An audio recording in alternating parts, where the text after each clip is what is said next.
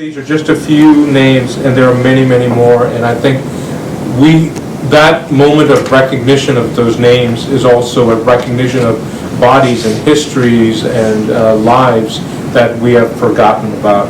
The names include, but are not limited to, Sumaya Dalmar, Bree Golek, Leah Acorn, and of course the really important packet that Brooke passed to you, Isla Nettles. And of course, most of you have taken classes with me. I am Professor Stan Thangaraj. I'm in anthropology. I will be the moderator for this session, but that is only in a very loose way, right? The people who are the experts that we hope to in a dialogue. And before I begin with the questions, I want to share the history of our panelists who are here. Lala is a community organizer at the New York City Anti-Violence Project. She is the face of AVP's public community organizing work, doing advocacy, outreach, and networking on behalf of LGBTQ New Yorkers who have experienced violence.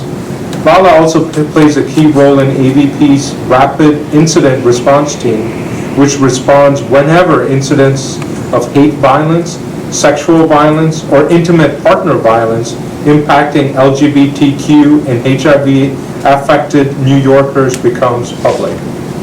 Lala is a gifted public speaker and speechwriter who speaks out on issues related to anti-LGBTQ violence, and especially the disproportionate violence that transgender women of color face. Additionally, Lala is a mentor for the Trans Mentorship Program at the Ali What's that? Ali Forney Center. Yeah, Ali Forney Center. A chapter leader for Black Trans Women Incorporated, and currently a student at the Audre Lorde Project Trans Justice School, and a member of the National Coalition of Anti-Violence Program Movement Building Committee. Thank you, Lala, for being here. And our other panelist is Brooke. Brooke is a women's rights activist, focuses on women of transgender experience.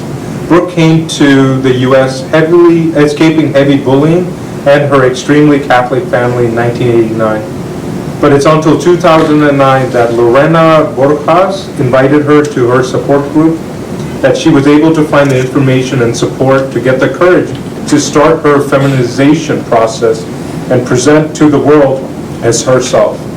But at the same time, I realized her community is the most vulnerable and that transgender women of color are even more so. It was around the same time she decided to dedicate her life to educate and bring awareness to the world, as well as advocate for her own community. Since then, she has gained great visibility and was awarded with the Legacy of Pride Award by Harlem Pride, and has co-founded with other community leaders the TWOC Collective. In 2013, she finished her 2-year volunteer internship at the Gender Identity Project. On April 30th, 2014, the Anti-Violence Project honored her with a Community Hero Award. Also this year, she became the first trans woman on the cover of any Spanish language publication, El Diario La Prensa, and Saturday, May 17th, 2014.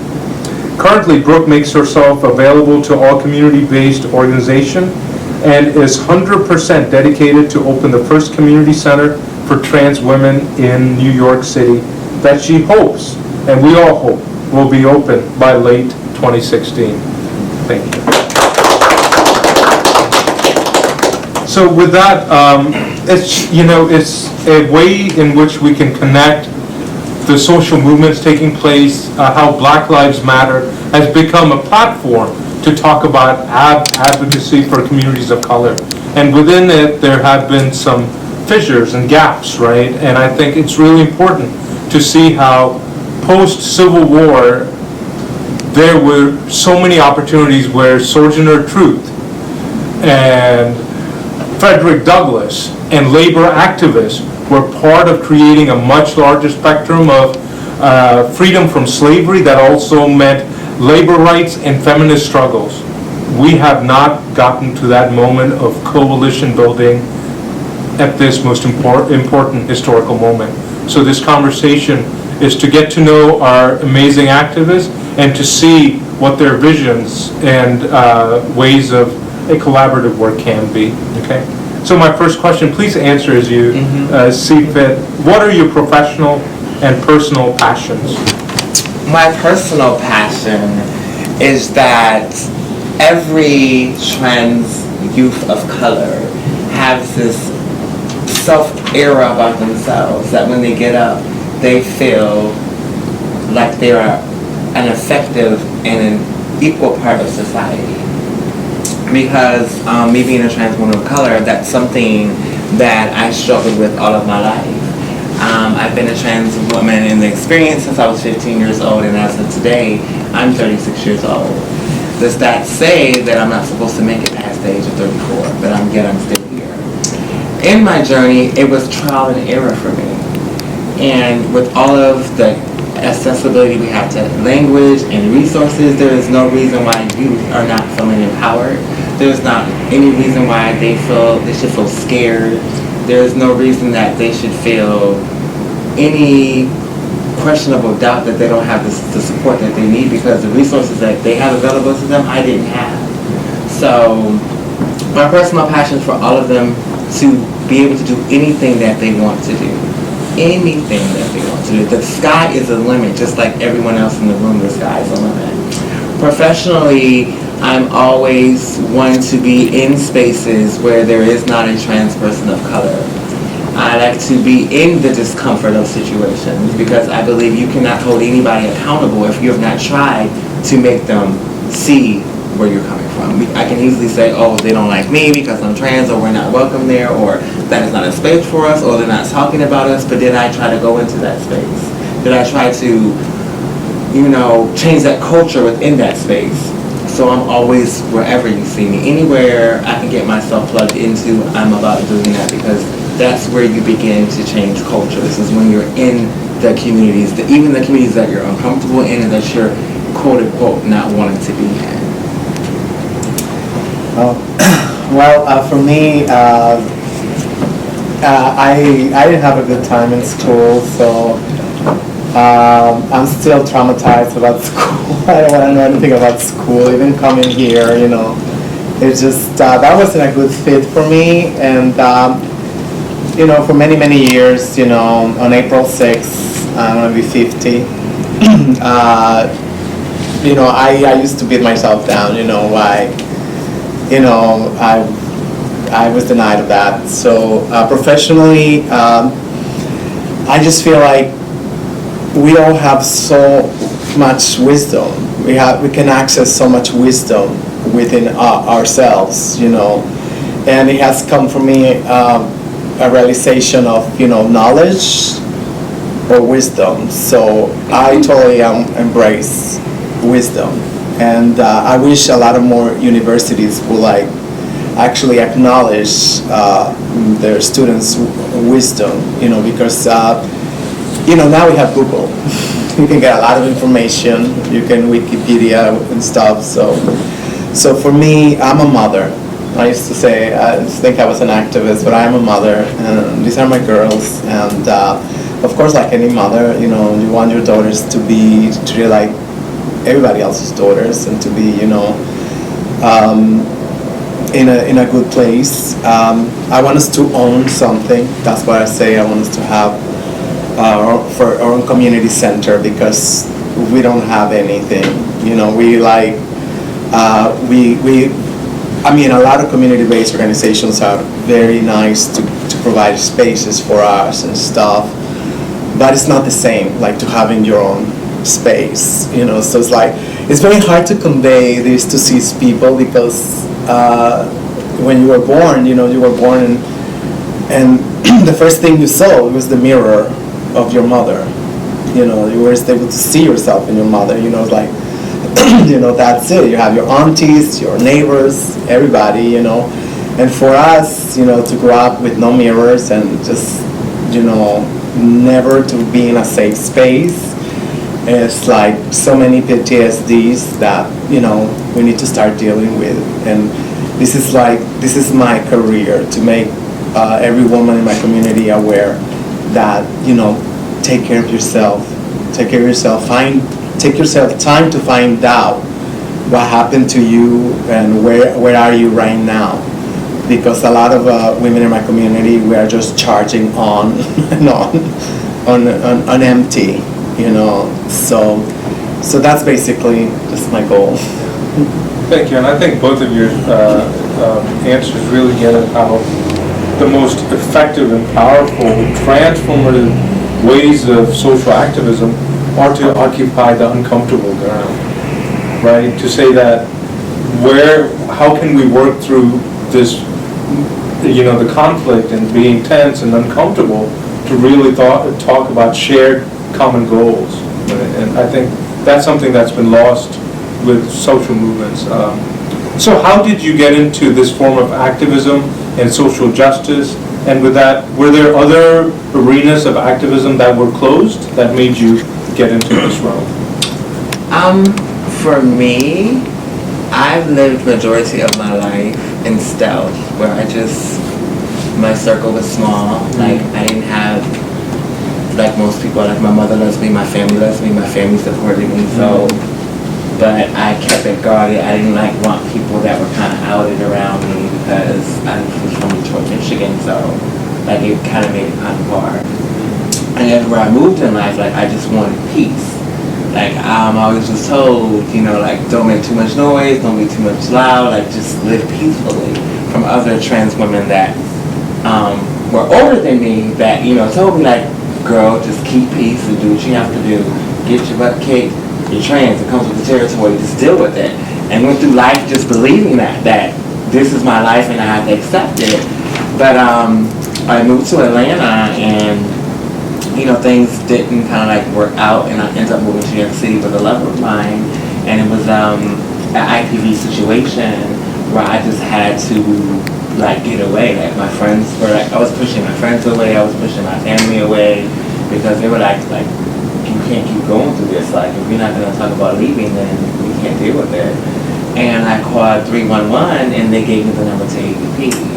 And when I went to AVP, the access to language and what was happening to me, I'm what are you talking about, honey? I'm trans, and what do you mean that this is called IPV and that this is wrong? I've been told for years that this is what happens to the life that I choose to be.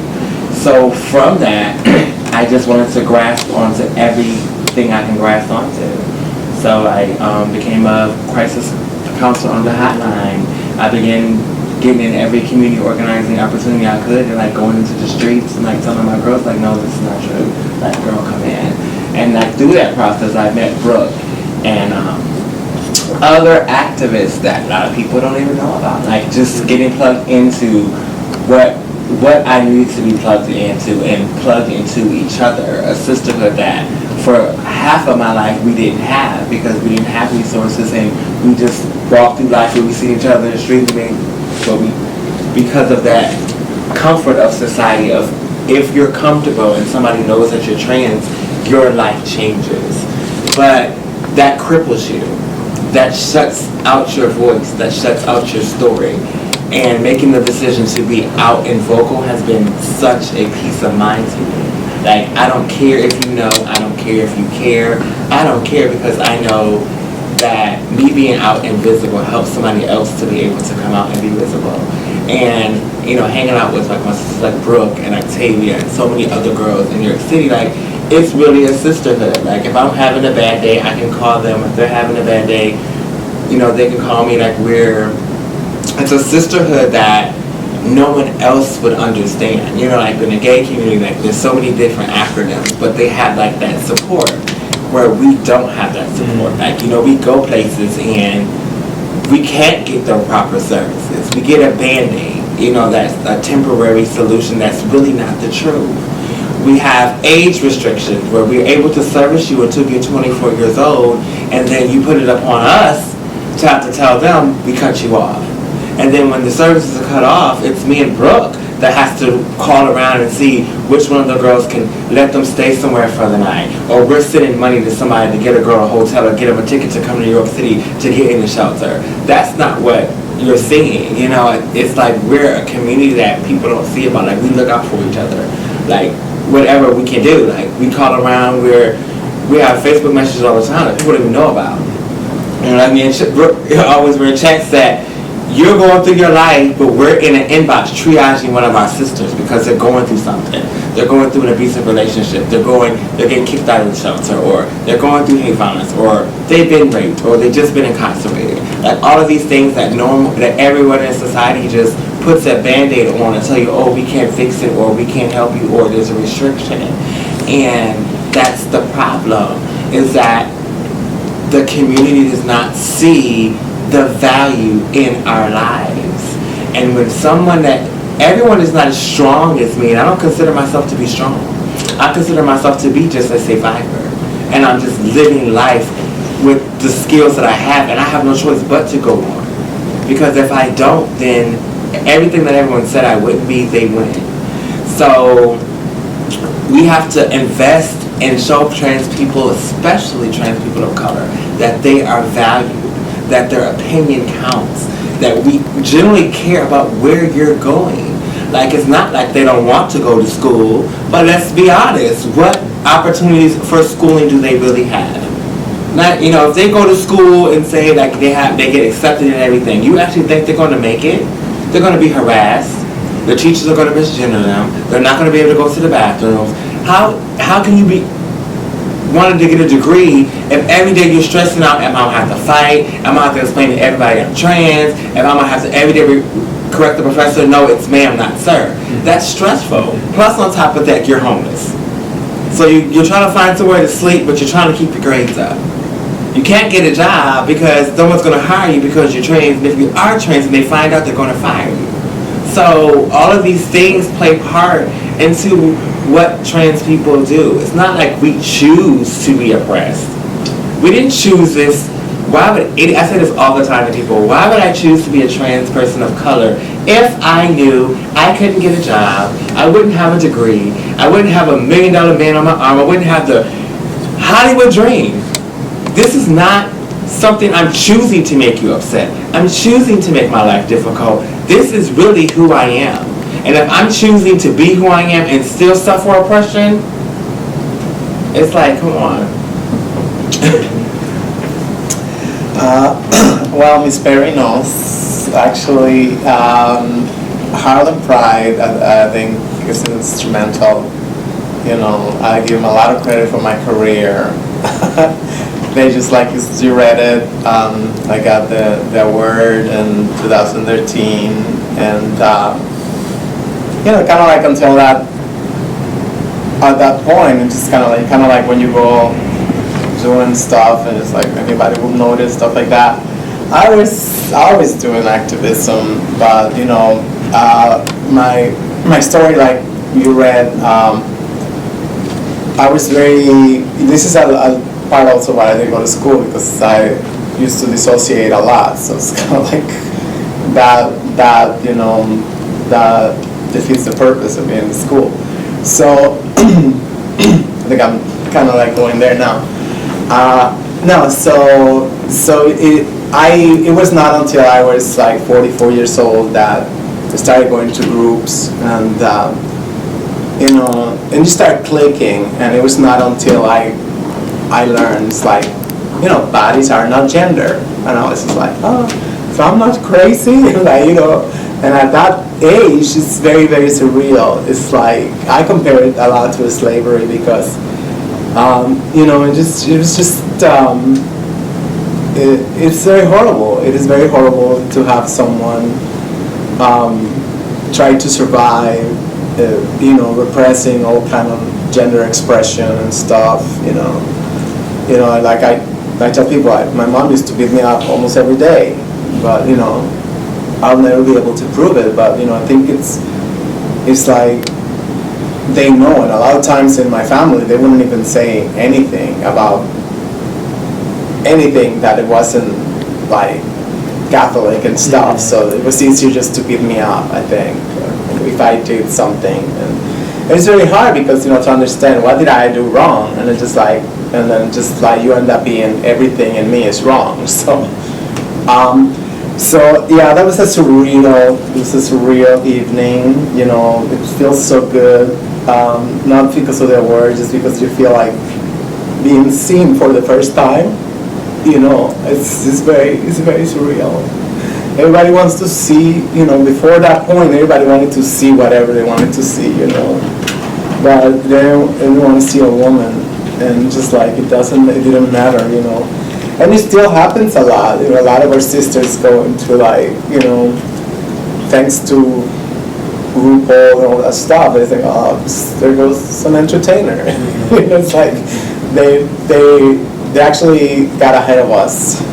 You know, and a lot of people, they think, you know, transgender women, they look like them or something. I don't know. It just feels like, you know,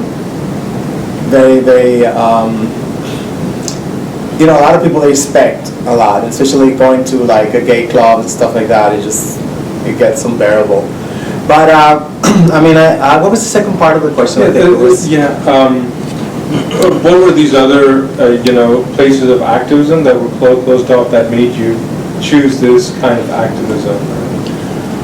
But definitely, just for me not wanting anybody to go through the same thing. You know, I would say I'll be damned if I die without, you know, living a better world. That's it. It's just like, it was bad. It was bad. Nobody else should, like, you know, go through that. And I mean, it is so great. I mean, it's thanks to social media now. Mm-hmm. Now we know we're not alone. Mm-hmm. And any questions or comments? You guys do have? I got one. Yeah. Somebody down here. This is Professor Arthur Spears. He's the chair of the Anthropology Department. I guess I should say, first of all, that I want to thank Stan for organizing this event. Stan is our magnificent, spectacular new faculty member. And he has done so many things, it's just absolutely unbelievable. And he's a lot more than what we had hoped for when we started the search. But anyway, enough about Stan. This is a question that a little bit troubles me, and it indicates there may be a gap in my understanding. Do you and trans men have access to the same services as lesbians and gays? For example, you mentioned the center and said that you'd really like to have your own place. Is there an issue with your access or your use of the center? Or is it more of an internal issue? You mean like a million issues? Right. What's the relationship, and I'll condense it, in terms of access to services for lesbians, gays, transgender people, and what exactly is your relationship with the lesbian, gay, transgender center? I'll take on it. There are gaps in services. You know, in the beginning, before the nonprofits have moved on to more progressive, so we hope, it was just very much, for you to be a trans person to get services, you had to be positive. So what image were you putting off? You were putting off the image that you're only valuable to us because you're sick. Yeah. And if you're not sick, we can't help you. Get out. You know, get out. Yeah. We don't have a bed for you. We don't have any. That's the first thing I remember when I was growing up. When I used to go to clinics, that would be the first thing they would ask me. Well, you know, if you're positive, you can get a department. You know, if you're positive, you can get health care. You know, if you're positive, you can get SSI. Like all of these things. So it's like, what messages are you sending to us? That we're only valuable when we're sick?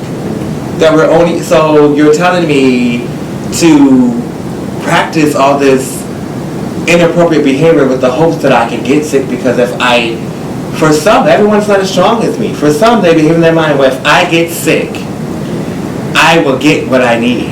If I get sick, I'm valuable to my community. I mean something. They will take me under their wings now because I am sick. What image are we building here? And the reason why we want this center is because we need a place where when you come in the door, when you come in that door, you see someone that identifies as you, that you can understand, Just like many of you, if you go to a doctor, some of you would probably prefer a female doctor if you're female identified, or a male doctor, or however you feel. When you're a young trans person, you're coming to an agency and someone's knocking up all these boxes and they're really not understanding you, you're not going to want to come back because you're not going to feel welcome. You need someone that's like you, that I don't like to call them role models. I like to call them a model because it's a model of what you hope to be, a model of what you see within yourself. You can, so you need to have somebody at the desk that's like you, that you're talking to a counselor that's been where you've been and can understand you. A lot of these places, they don't understand fully the trans community. Like it's so black and white with them. And there's people I talk to from different agencies, and I just challenge people to see where their mind is at. And I was like, this is what you think about trans people, and you call yourself a caseworker. Wow. Because they have a black and white thing, they don't understand that we have the right to identify however that we identify. Because I am a trans woman does not mean that I'm supposed to be with a heterosexual man. I can be with whoever I want to be with. But they, in their mind, it's supposed to be, you're a trans woman, so you're supposed to be with a man. You're a trans man, so you're supposed to be with a heterosexual woman. It's so much deeper than that. Like, when in the other acronyms, I don't get into that. It's like, oh, okay, it's two gay boys. It doesn't matter how they look at what's macho, what's more femme. It's accepted in life. But when we play around in that and like break the box, so to say, it's like, what is wrong with you? Like, I don't understand that. You're supposed to be a trans woman, or you're supposed to be a trans woman. Why don't you have all this surgery? The Vern Cox has surgery. Jenna Mock has surgery. Like, you're not really a trans woman because you don't have surgery. It's like, it's crazy. Once we get visibility, it's excellent, but it also hinders us because now it like puts you in a box. Then they say, well, honey, there's no reason, honey. Laverne Cox is an actress. But in a perfect world, we all know that is like a 1 in a million shot deal. She's blessed, and it is her time, and I would never take that away from her. But to see another trans woman on the cover of Time, we can flip $1 million quarters. It ain't gonna happen no time soon. Let's be real. So it's like they see like, now no, we've made it. They're on TV. She got nominated for an Emmy. That is one person, and that one person cannot speak for our whole community.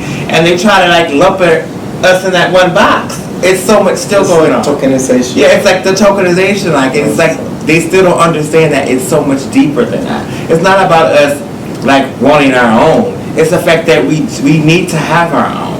We need to have students that are in classes. You see someone who is like you teaching you and investing in you, genuinely investing in you. Like, I want you to succeed. You need to have a history of where you're coming, where you come from to see where you're going. We have a history. A lot of people don't believe it. We have a history, and our history did not start at Stonewall. We have a history that supersedes Stonewall, but that has been erased in the vaults. No one's talking about that, or the ones that have access to that, they're gone. So now you have lost our history of who we are, where we came from, so there's no understanding where the trans civil rights movement came from, because it's gone. Because no one wants to have that conversation. When people were trying to, it's like, okay girl, yeah, we know your story, goes to there. So it's about us having a community center that's ran by our community. Everything is empowering by our community. Everything, so you can come and you can feel comfortable. You wake up every day, you love going to school. Nobody wants to love going to school. You're like, oh my gosh, I'm going to go in this class. Let me make sure my hair is right. Let me make sure I'm not too deep that day. Because I don't want nobody to know I'm a trans man. Things. It is certain things that the pressures that you have to go through just to get through life. But if we have somewhere that is completely for you and the services are really geared for you, you're going to come there and you're going to want to get fed and you're going to bring in your friends and you will see a shift. Because you will see, then we will have access, when we have this center, we'll have access to hold places accountable for not hiring trans folks. We will be able to hire new trans peers within our center. We'll be able to build out and make it bigger, and hopefully that this will branch out to be like a national thing, that every city has a trans community center. Like we have the LGBT center, but we can really count off the services. And the services for the T, they're not really like, and if they are, they're run by cis people. How can you tell me? Cisgender people who identify in the opposite of trans. The opposite of trans. It's just not. Yeah. So if you you know, you'll go to Normative. like you'll go to an agency and it's a trans group, but there's not a trans person running a trans group. How can you facilitate a trans support group when you have no idea what it means to be trans? How can you say, oh, we do trans services and we thought about doing a support group and this is the curriculum? How can you form a curriculum for trans people of color when you did not talk to a trans person of color to see what they want? I was at a meeting one time last month and they were talking about homeless youth. And it was not one homeless youth on the panel. And as soon as I got to Q&A, I was like, you know what? I can't help myself. How are you talking about homeless youth and there's not one homeless youth in this conversation? You can't speak for what they want. You need to sit with somebody who is youth and say, hey, I'm trying to assist and help you. What do you need? What can I do to get you closer to what you're trying to get? Where's the gaps in the services? Where's the gaps in what you need? I can't speak for you. And that's the problem. The people are speaking for us, saying what we need, saying they're doing their work, saying we're trans friendly. That's becoming like a cold word. It's like back in the day when you say, oh, I'm not a racist. I have a black friend. But does your black friend come to your house? Oh, I actually got 3 of them. Do they come to your house? Do you really advocate for them? Would you really give them a job? Would you really give them a referral? You know, it's back to that where it's like, you know, we're just saying we're doing trans work, we're doing the work, we're doing the work, we're doing the work, but you don't see anybody in our community represented. And I have a follow-up question, but I'm gonna, other people may have questions and maybe I can circle around and ask it later on. And just what you mentioned earlier about, you know, being uncomfortable in those spaces, and I think that's where LGBTQI has become what is comfortable, right? That is a very particular white, middle class, gay subject, right? It has become the dominant thing that we don't, like these movements aren't willing to be uncomfortable within their own spaces to say this can open doors, right? And allow for all the voices to really resonate on their own terms. Yeah, well, I don't think they are uncomfortable. It's just that it is just the way it is, you know. We have a patriarchal society. We are still very much colonized. People think it's like, oh my God, we've been a free country, independent for more than 200 years. No, that's actively you have to be consciously saying, you know, why am I looking to Europe for everything? When, you know, we have our culture, we have like, you know, so much stuff, you know, here in this country. There was a lot before, you know, colonialization and unfortunately that's that's, you know, like Audre Lorde says, you know, the master's tools will never dismantle the master's house. And we try to always, you know, just do the same thing, and it's like a Band-Aid, right?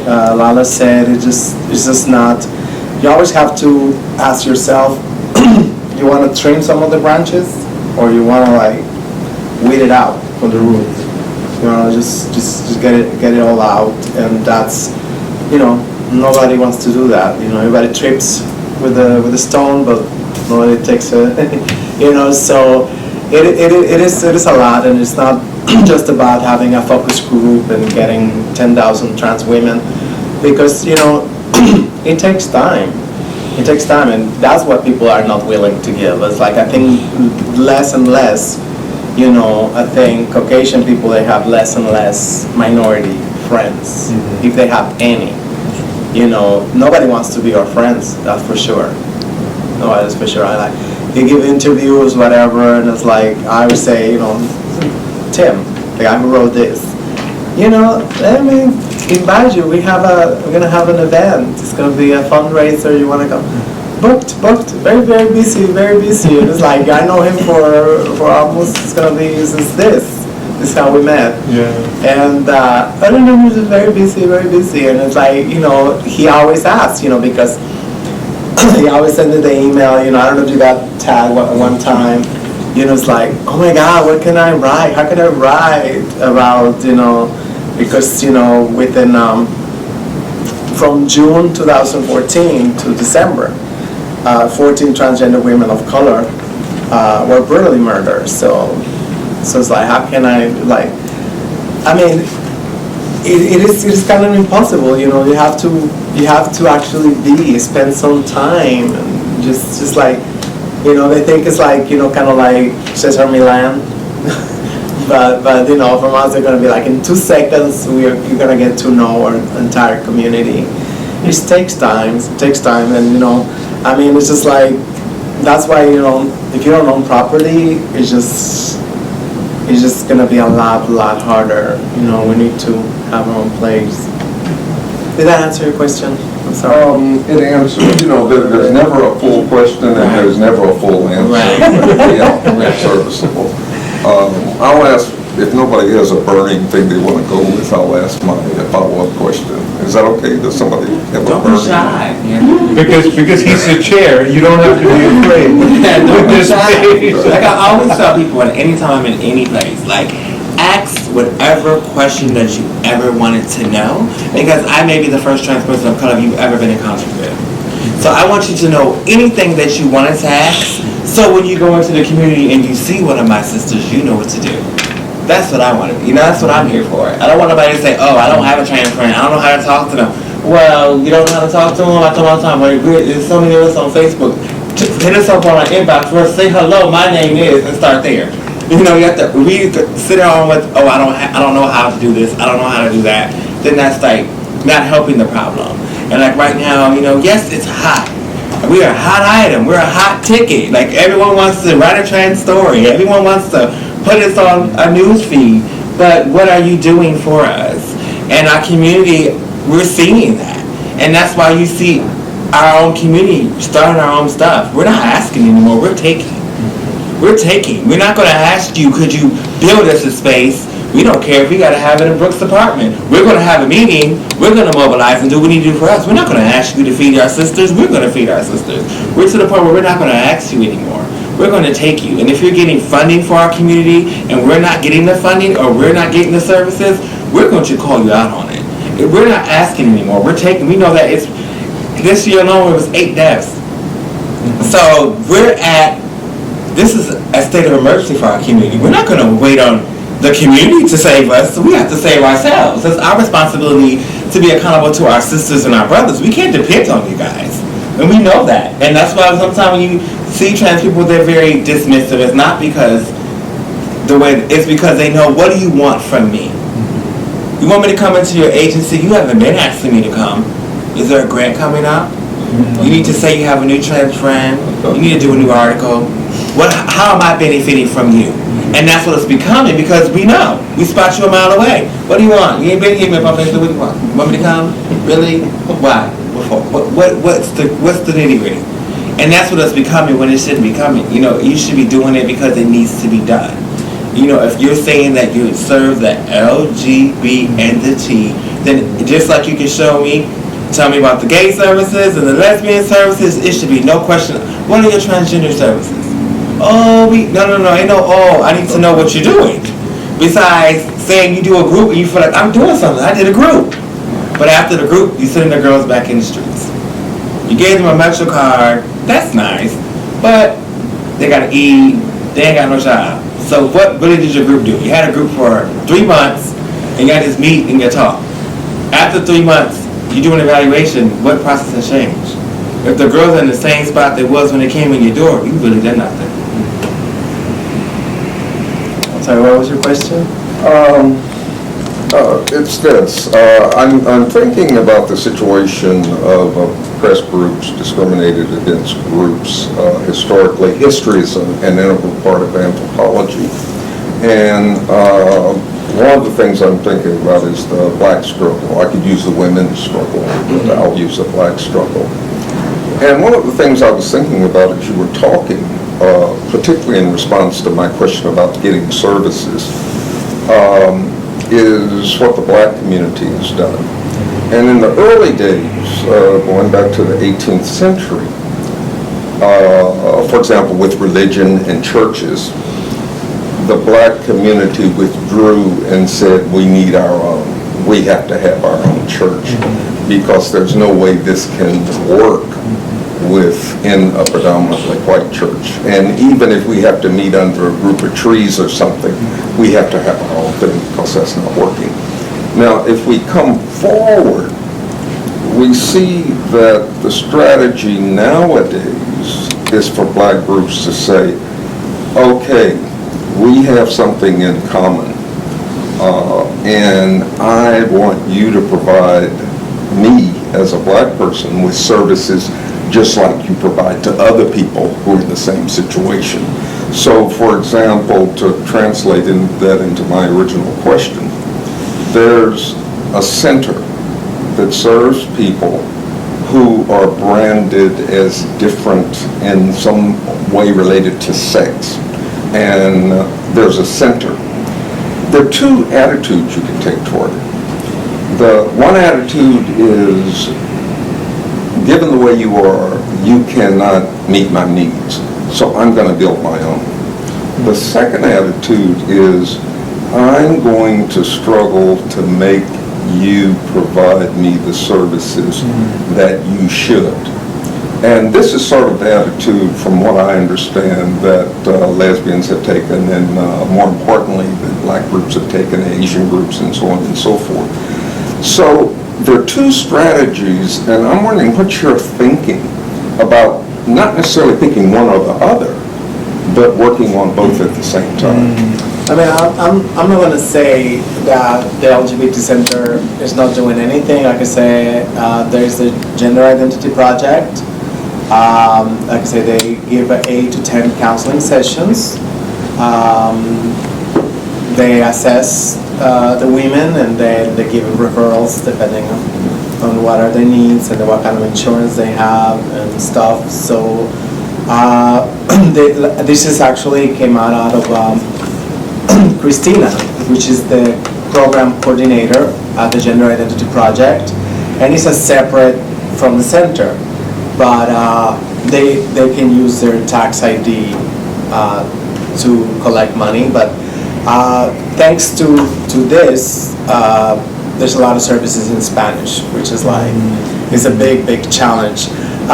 No, I mean, it is like, you know, the center is just like any other organization. They figure out that we are like roughly 1% of the population. So they do like, well, this is we divide the money accordingly, and supposedly there's no, I mean, not supposedly, there's no foul play or anything.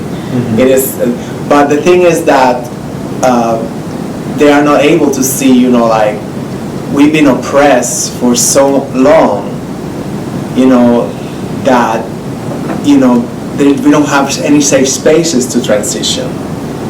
It's just the opposite. And these murders, these attacks, they're sending our girls, you know, to withdraw from transitioning.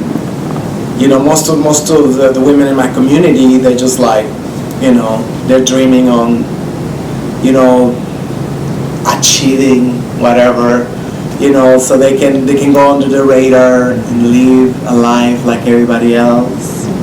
You know, I mean, that's not normal. That's not normal to anyone. You know, just like in the African American community, you have people bleaching their skin.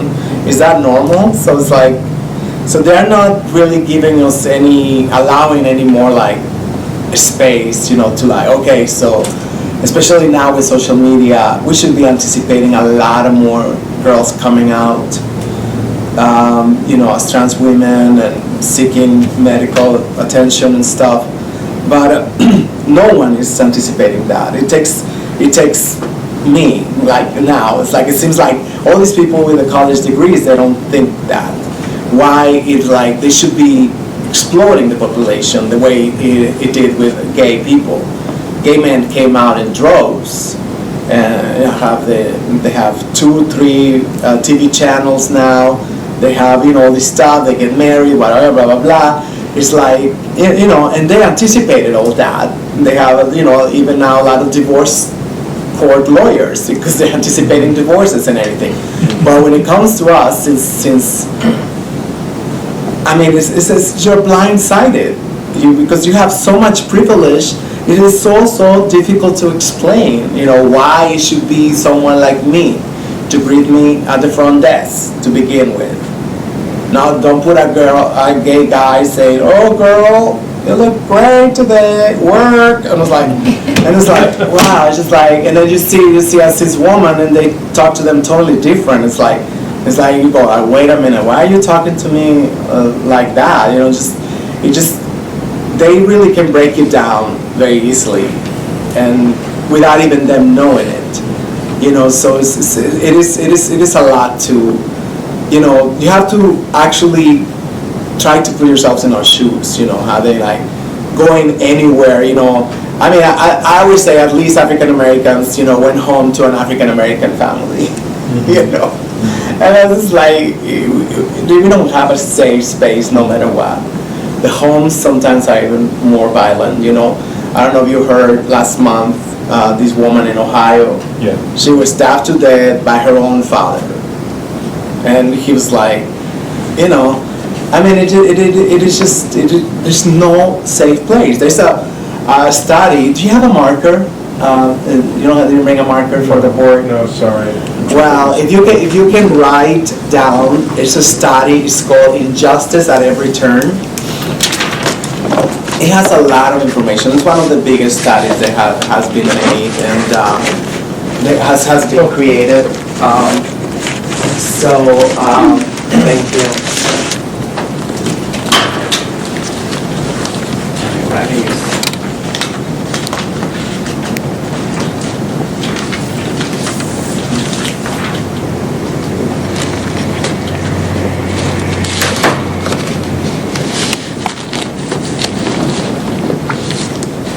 So there is this one of the most famous studies. I forgot who actually paid for it, but it is just like, I'm sorry? Was it the Wilkins Institute at Berkeley? I don't know anything about universities. Remember, I have phobia with education. But it just came out. Yeah. Oh no, it didn't come out. It came out actually like 5 years ago. Well, there is a new one on trans equality. Oh yeah, but the children. There's another one. I forgot the name. But there's a woman in Canada, which is like, she really does a great work. Her name is, I think it's Lexi. Lexi Can? Who says that? Is that her name? Lexi with a Y? I think it's like, I'm not sure it's that. I mean, you can just Google all this stuff and you easily, you put Lexi Trans, you can easily go to her blog.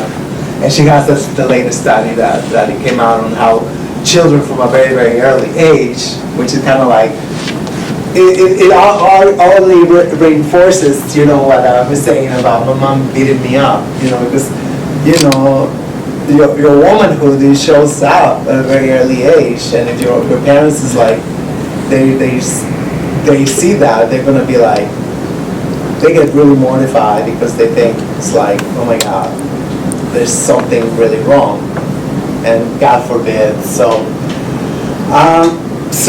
did that answer your question? I'm sorry, I think I got a little bit sidetracked. I'll piggyback on it a little bit. Yeah. I understand, What I hear you saying. I understand where you're coming from, and it's a seesaw thing. But there's no empowerment of trans people. Groups, you only can do so many groups. You only can do group, you can group and group and group. If there's no productivity coming out of the groups, what's the point? So at the center, they have all these groups. The gay men's groups, they're progressive. The lesbian groups, they're progressive. The trans group, we can talk about our identity all day. We can talk about that for hours and moments and hours and moments and hours, for years and years and years and years. If there's not no housing, if there's not no affordable health care, if there's not no jobs, if there's not no policies changed locally, state, and nationally, then what's the point? It's like you're putting a Band-Aid to say you're doing something, but there's no turnover in the work that you need to do. There needs to be, and the LGBT, first of all, there needs to be a focus on community leaders, public officials, and the public at large. They must have knowledge at the age of preschool. I always say, to change how people think, you have to change what everyone has been taught from birth. Even us as trans people, we go through that. We second guess our worth. We second guess who we are, because in our mind we hear our mothers and we hear religion. So we need to, in schools, when you're at a young age, you know about LGBT. You don't wait till people come to New York City from like small towns who don't know anything. So you go to NYU and you're at 42nd Street and you see a whole bunch of trans girls. You ain't gonna freak out. Because your mother told you that was weird and they're going to hell. So you don't want to become that person's friend. Because you're like, oh hell no, I ain't with all that. Because you were never taught. There's a disconnect. We need to start teaching that in our education. That this is a way of life. It's not about pushing it upon you, but this is the world that we live in now. You may have a trans teacher. You may have a trans doctor. This is the way of life, so don't freak out. Don't wait till somebody is. And there's some people that would never learn. Like who don't rely on social media. People don't watch TV or don't get it on TV. So it's like we need to start working on all angles and levels. We need to swiftly address day to day with policy and with law enforcement and public officials the urgency and the importance that this is a state of emergency for trans people of color. It starts within our community. Just like y'all marched down to HRC and wanted marriage equality, march down and support us. We supported marriage equality for which we knew it wasn't benefiting us, but as always, the trans community, even in history, we've always been there. Once marriage passed, then we've always been there. Like we support everyone. Like with the Black Lives Matters, we had an LGBT trans contingent, and we marched, and it wasn't about. But a lot of people ask us, why are you here? Y'all trans. Because I'm an African American trans woman, and this still affects my community. I have brothers, I have uncles, I have nieces and nephews. So it's not about me being a trans woman today. It's about me standing with my black community, saying that this must stop. There's always a separation. We separate everything. It has to be, we separate everything. Everything is a box. We separate everything. Why are you here? Why are you doing this? Why it has to be a why? It's injustice.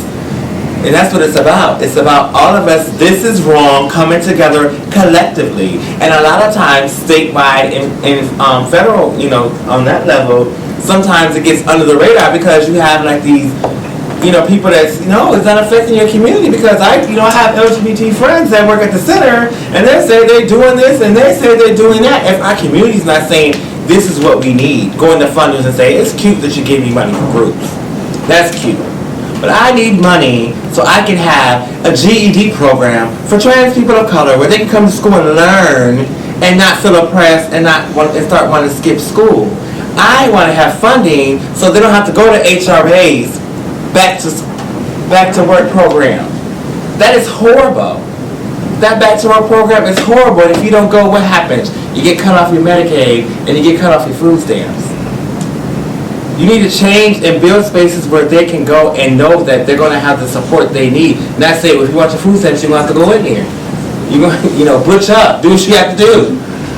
That's not fixing the problem. We have to come together as an LGBT community first and say, we are not going to stand for this. We're going to go down to city officials. We're going to demand that the money that they give us be funded for what you need, which is empowerment. You can group all day. It's like a big hole. And like say if something happens, we're all in a hole, and I got to reach my arm to pull Brooke out. But I'm falling. I'm going to need her to pull my legs. Eventually she's going to slip and fall. I'm going to need this gentleman. I'm going to need you. It takes us all together to do it. It's defeat the purpose if we're still pushing them down in the hole. We did a group today. Woo! Well, what happened after the group? Oh, she went into the streets. She'll be back next Tuesday. She didn't come Tuesday. Oh, maybe she's okay. Did you call to check and see why she didn't come next Tuesday? Are you talking to her after the group to see what is your life like? What can I do for you? What are your needs? What are your wants? That's the problem. There's no empowerment. How can you empower someone to be themselves if you're not providing sources? And it's the most hurtful thing when it comes from your own community. Within your own community, a gay person will still in the club say, oh, you are so cute, I love you, and I'm on the train coming home, and if a boy looks at me and I'm minding my business, you know that's a man, right? That's hurtful. It comes from our own community a lot of the times. And so when you do that, then your straight friends feel like it's okay because I have a gay friend named Bobby, he does it, so it's okay, y'all cool like that. No, we're not cool like that. That was inappropriate for him to do it. So a lot of stuff that happens in our community is we divide ourselves. It's black and white even in our own community. We put the Latino community over here, the black community over there. You know, we have a white community over there, and then we come together when it suits us. But do we actually all get along?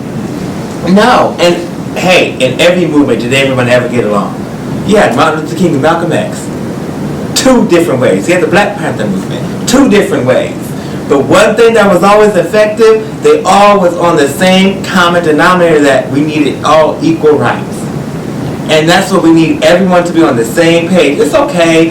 Me and Brooke, sometimes we get at, go at it. That's my sister, I love her, because sometimes like, girl, you too far out there. We ain't there yet. I respect it, girl, but we ain't there yet, girl. Before we get there, we gotta do this, and that. So then that's where I come in, because I can pick up those pieces. And when we get there, I can say, Brooke, girl, I set it up, honey, take it away. And it's about all of us coming together and drawing it out and mapping out and connecting everything and saying, this is the power that we have in our community. We trying to get this. This branch can help us get that. This branch can help us get that. This is what we're lacking. No one's investing in our community. They're not. Let's be honest, they're not. I can post something right now, it'll get 1 or 2, 3 shares. But Kris Jenner talking about he wants to be a trans woman now, it went viral. And in the process of that being viral, we lost 3 trans women. And that was just, okay, you know, but back to Kris Jenner. Like, it's just our priorities are wrong. And I think one of the things both of you have said, and Brooke, thank you for all of that information. I think it's a wonderful toolkit for us to think about what type of building we got to do locally here, you know, and to connect that with what you do and what Lala does. I think what both of you said that's really, really resonating with me is the idea that gender is really inflexible in these organizations you're working with. Even though they're LGBTQI, they might classify themselves as that. The lesbian and the gay contingent are still following very conservative gender ideologies, right? That are not flexible to include a much greater spectrum of identity performances and gender expressions. And one of the things I want to go to is just the really important information here you have given us. There have been close to 20 trans of color that have been killed in the last 7 months. That's right. That's over 2021. That is an outrageously large number for 1% of the population. That's what I tell them. Yeah. It will be the equivalent of, let's say 21, let's say like 200 in the state of New York. Yeah. Cis women. You know, it's like that would be the equivalent. It's like, it would be a massacre. And, yet people, it's like, they consider themselves to be humanitarians and stuff. They don't want to hear. They don't want to hear it. And I always tell people that we kind of need to look at it as a mathematical equation. And I hate math and I hate math, but it just came to me. I just feel like you really need to write that equation and make it really, really thorough. Don't forget anything, because the result is going to continue murders. So if you talk about violence, it's just like I said before, Lala arrived. It's just like there are so many parts of that equation that the end result. We know the result already, right? We know the result is a lot of attacks. In the summer, we have women jumped, and even even on January 18, these two women got attacked with a baseball bat by 5 guys. It's like very even. So we know that. We know unemployment, the highest rates of unemployment. So we know homelessness. People are just like, you call on the phone, it's like, oh, your apartment has like, oh yeah, come take a look. And then they see you, it's like, no, somebody already took it. So it's like, and it happens all the time. We know, education. A lot of women have to stay away from that, from that because it's insanity. It's insane to go to one of these institutions. So we know a lot of the result, but what is in there? Just like I tell you, if you want to do like a thorough work, start from from a very early age. Like I said, in school, once again, no alliances, no nothing. You are on your own, and the very common story I hear, especially from a lot of immigrants like myself, so it was like, it's so easy to F you up. All it has to be done is one of the guys says like, you have 10 guys chasing you, and it doesn't matter how young you are. I heard stories from my hometown that like jumping through the roofs, trying to escape, and just trying to get away, and these girls are still virgins, but it's like that's all you have to do. And I'm sure that happens to these women also, just like all they have to say, that's, they just have to be like, they had sex with you and they ruined it forever. So, I mean, if there's not that, there's just like the whole whistling. For me, it was always like, which it was actually not too bad, but still, it was very anxiety-provoking. They were the typical whistle that, especially with some little kid, it was like all like that, all that stuff, and just insane. For me, my tactic was like, just don't say nothing, because if you say something, you're gonna attract. Everybody's gonna be looking. And then everybody's gonna know what happened to you, that you got groped or whatever and stuff. So I would rather just like, and they would get angry and angrier, so. But anyway, I still had to drop out, and I still, it didn't really work. So we have that. Education is a major challenge to go to school. It's a major challenge, just for anybody who sticks out in school. This is a challenge. So it's like, now imagine that, if they see that, oh my God, that's nothing that you do is gender appropriate, and they're hardly the worst, but they just beat you up instead. So we go from that, growing up, and I mean, she just broke my heart when she was like saying, when she went to the Anti-Violence Project, and they say, like, oh, that's intimate partner violence, and she goes, it's like, wow, this is like, she had already normalized it. So we have already normalized a lot. So that's a lot easier to end up in the stroll. As well as stay, because it's like, I have nowhere else to go, and you telling me I'm not positive, you can't give me no sources. Right now, where I'm sitting at, him beating my ass every other night, looking kinda good for me. I got some food, where to eat, it may irritate me, but where else I'm gonna go? When you go into a place that's supposed to be for you and they still tell you no, how can you be empowered to leave that situation? How could you be empowered in that situation? For me, I'm like a ratio of 1 to like probably 1,000,000. I just got to the point where I couldn't do it anymore. Like I did what I had to do. Like I went to a shelter and I did what I had to do.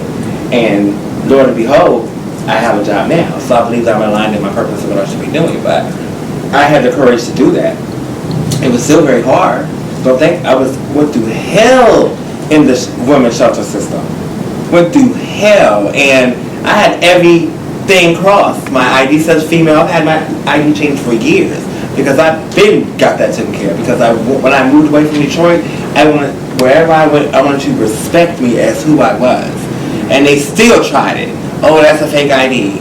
or still try to say, honey, no, I will sue you, honey, that's my name. Don't try to twist it, and don't try to change my gender marker. That's what it is. Regardless of what you know that I paid for, that's not the whole shelter's business to know. I went through hell. I was sexually assaulted, like so many things that I went through, but I still stuck it out. I said I'm gonna do what I had to do because I had a chance to go to ALP. I was working at AVP during the daytime, and every time anything happened to me, I had people who advocated for me. So I would write it down, when it happened, what time it happened. So yeah, and I'm in this building right now, but once it comes to the morning, I'm gonna go tell my counselor. So I just, broke that mold. And them other stories that you need to hear, that you have to break the mold. Everything is not free that you have. It's not easy to break the mold. It was very hard, and so much mental pain I have went through in my life, just stuff that I have suppressed, and I look back like, what was wrong with me to put up with that? Because in my mind, I was told that, who are you to want anything better but that? Even when I came from a good home, I'm going to school, and I remember my friends like, girl, let that school go, honey. I got my high school diploma, But anything beyond that, girl, you ain't going to go to college. Are you serious? Girl, stop it. Come on over here with us, girl. We're going to go over here and do this. We're going to dance on the tables, and that's your life. I went to college for a little while. It didn't work for me.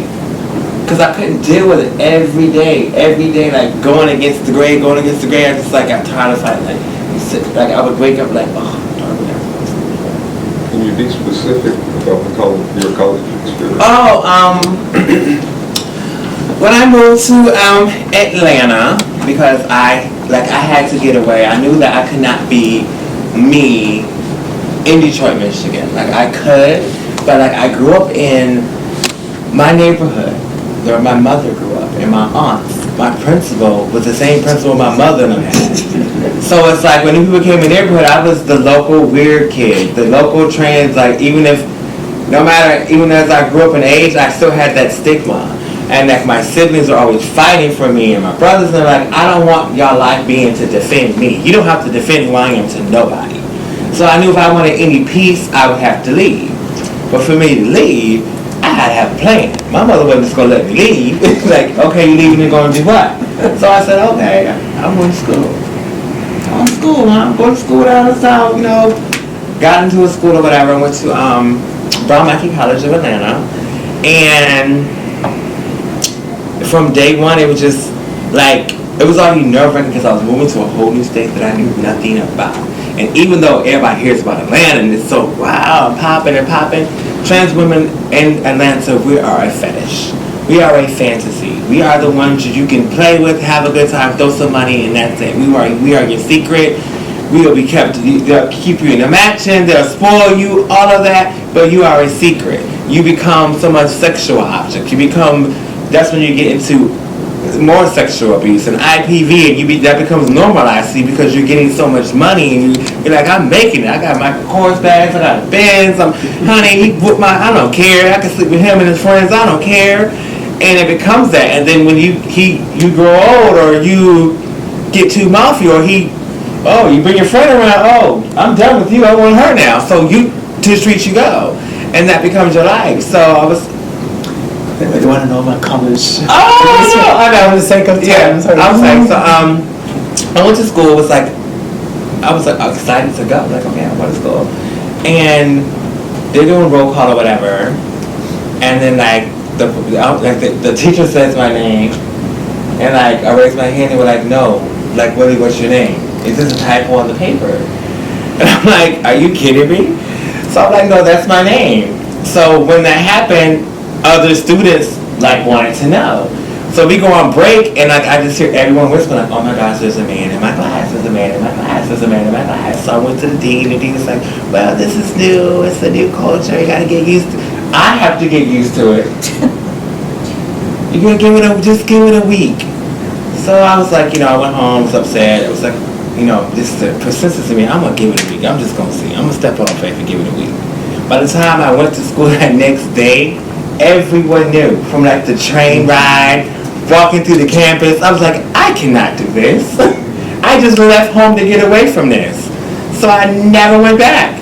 Never gave me a reason, and it wasn't any advocacy was like, honey, it's not our policy, what are we to do?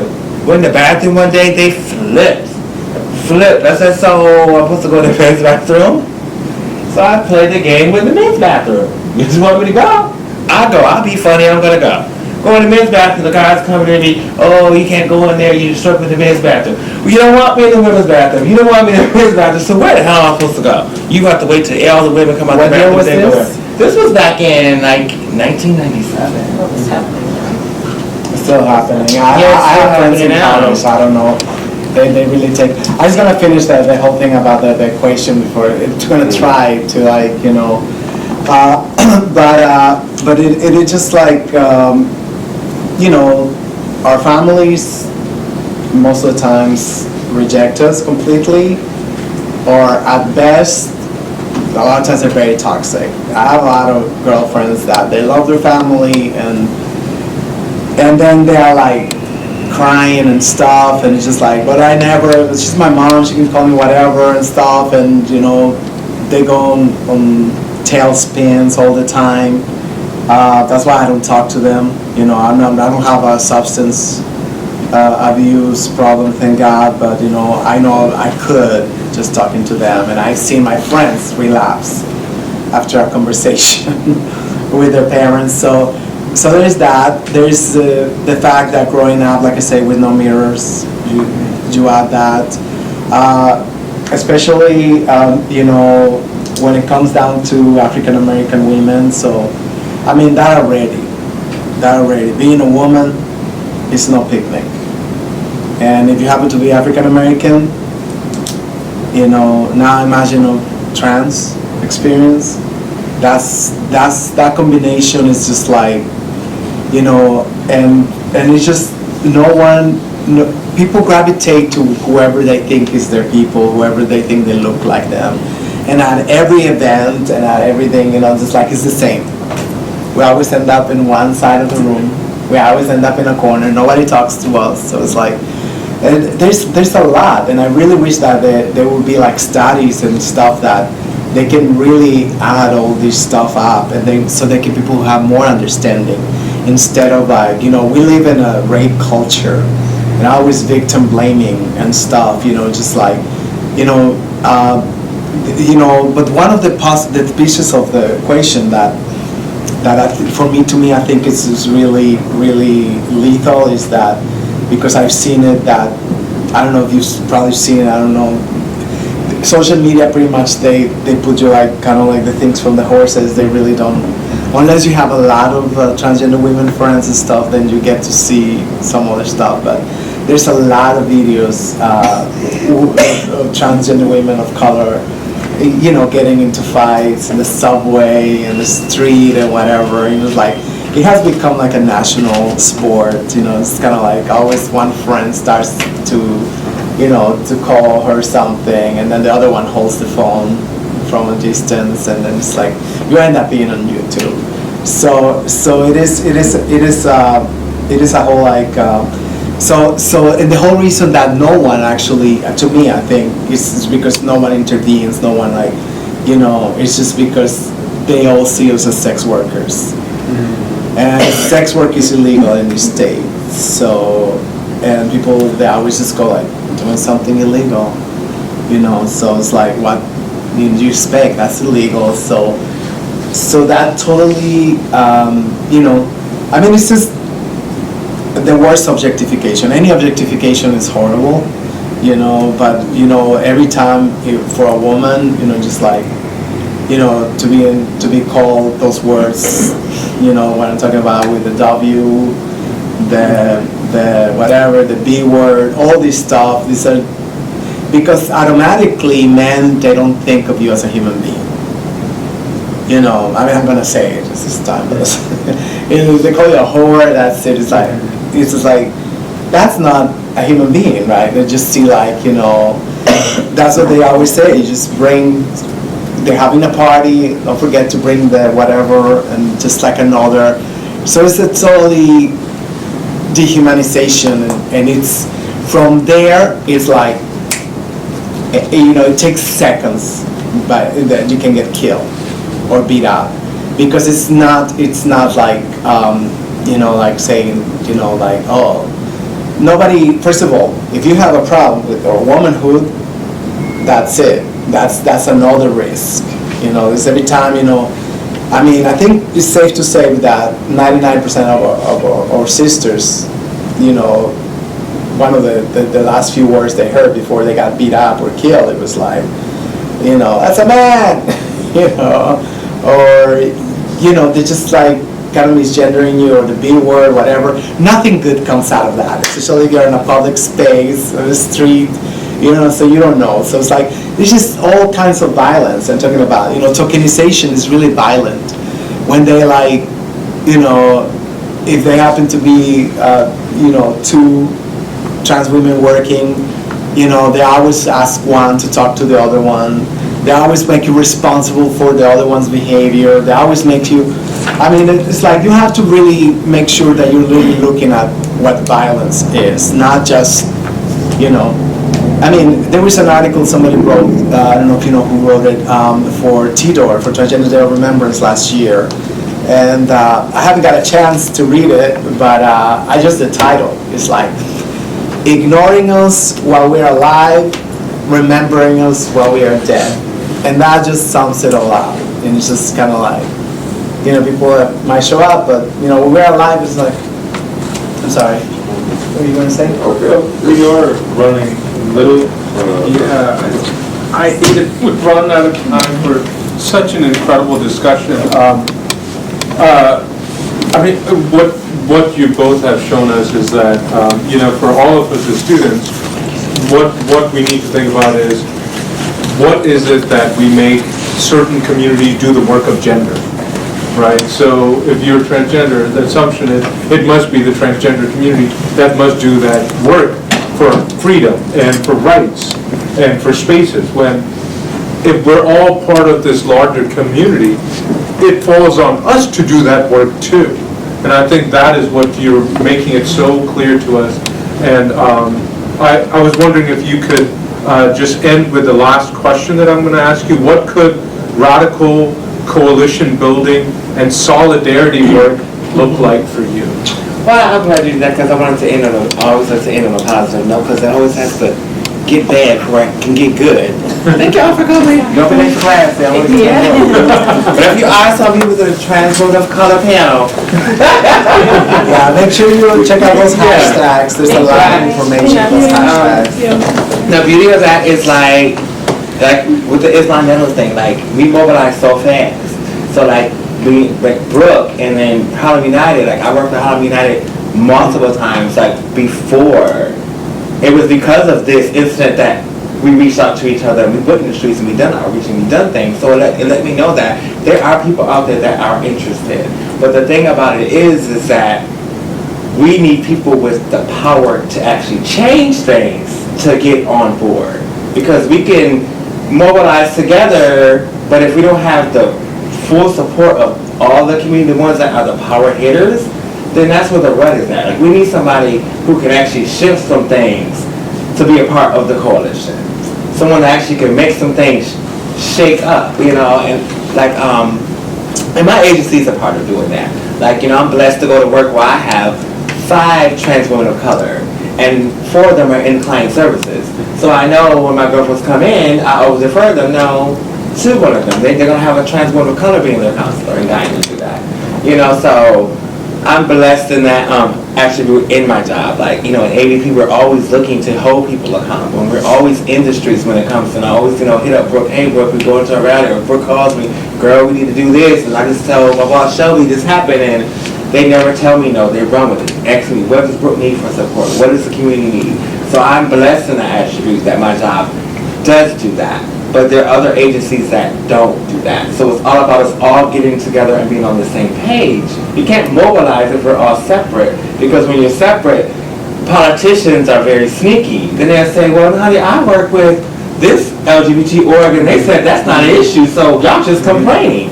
We need to all be on the same page saying that this is an issue, because I had politicians, I have the gays, and they told me trans women of color doing good. They got Laverne on TV, honey. How can a gay man tell you about our struggle? You should sit and talk to me about it. Me said Brooke your way. She can tell you some stuff. That's not doing. I need people. I stick Brooke on them. I need something done.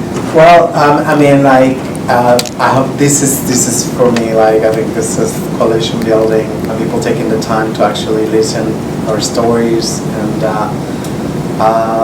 make also the emotional connection, because I always tell people, it's just like, even if you just, you know, up transgender women of color as one of your favorite causes, you know, a couple of notches up, you know, hopefully like a little bit above PETA, you know, or something like that, you know, that will be okay. But the problem is, like I say, they have the stigma.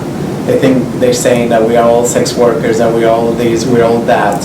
So even the politicians, they feel like, oh no, I don't want to touch that. They really don't address any of that. So I think it just by, like I say, you know, reaching out online to all these organizations. I mean, like Transgrio, Black Transmedia, like I say, Transgender Women of Color Collective, and I forgot another one, which is Casa Ruby. They are definitely trans-owned and operated. So this will be a great start to, and hopefully I'll be there once I can get my 501c3. I already have a lawyer, so hopefully I just need to find the board and stuff, make the board, and so we can get it started. And because it is like, it's very important that it comes from us. Unfortunately, all these interventions, all this stuff like that, is not coming from us. And you know, I mean, especially like, I mean, you can tell if you like people of color, when it's just like somebody just like made it out. And something that is really depressing is that I've seen like more and more organizations and stuff, but they're the ones that making the money. None of my sisters are, for the most part. You know, it's very rare, like, you know, Anti-Violence Project and stuff. You know, they're the ones involved with policy making, which is. And that's what we need to reach out, because we need everyone on board. Because a lot of times when you go to places, it's like, okay, Anti-Violence Project, you're doing this. But a lot of people think of us as the men, like, because we do so much. But it comes a broken record if we're always speaking on the issues, but nobody else is speaking on it. And then like, honey, we talked over here, they said that's not the issue, so what's going on? We all need to be collectively on the same page and making that an issue all across the board, within our community, within media, hold them accountable. Stop misgendering people stop doing it. Stop bringing up our criminalization record like that defaces the death. It doesn't matter. Somebody killed someone. Doesn't matter if they were a sex worker. Doesn't matter about them being born a man and you want to say now they're a woman. That does not discredit the life of somebody. And when you have no accountability for it, media keeps doing it and people in the streets keep doing it because people know I can beat the heck out of a trans woman of color and get away with it. The police are going to put it on the news and that's going to be it. That's why Islam was such a powerful thing in New York City, because we were there every day calling and wrenching. She's not going away, and she's still not going away. Don't think because we're a little bit quieter. Oh, we're mobilized and we're going to bring it up again. Like, you're not going to just keep killing us and we're going to be quiet. It's not going to be swept under the rug anymore. We're not going to allow that to happen anymore. That's why I said we're not asking anymore. We're mobilizing and taking it. Look at that board. Them are agencies run by our community, run by us. We all are part of each other. I call any of them at any given moment and get support. We're not asking anymore. We're taking. And, to wrap up, and seeing, having read both of your bios, you guys do work across categories and communities. We, as a lesbian, I don't like you to use guys. Oh, okay. I'm sure they. Sorry. No, my fault. But to see the type of work that you do that always involves trans activist work, as racial justice work, as immigrant justice, and what we have going on is a set of theme for next year on immigration. So we're going to push really hard to make sure we can have YouTube back, along with others, to talk about how can we think about immigration policy and the ways in which gender and race operate in creating certain bodies that are seen as good immigrants, right? Possibly good citizens. And I think the work that you do. But I is hope that you really don't think the subject, because we haven't even begun to scratch the surface. Yeah. I mean, these are like, these conversations can, I mean, the more like you have these conversations, the more that things are gonna come out. Not all this stuff comes out in one session, so I really hope that, I mean, it doesn't have to be us, Yeah. but, I really hope that they make it like a staple, at Yes. least, Yes. twice a year. Well, to make a good event and- build that bridge, I think it's too simplistic, and we put the burden on activists when they come for one lecture and that's it, right? And so, but because our time has ended, and I know we have classes and other things, we want to give you a hand, and thank you for sharing your time. It's amazing. Amazing to be here. Thank I you so just much. wanted to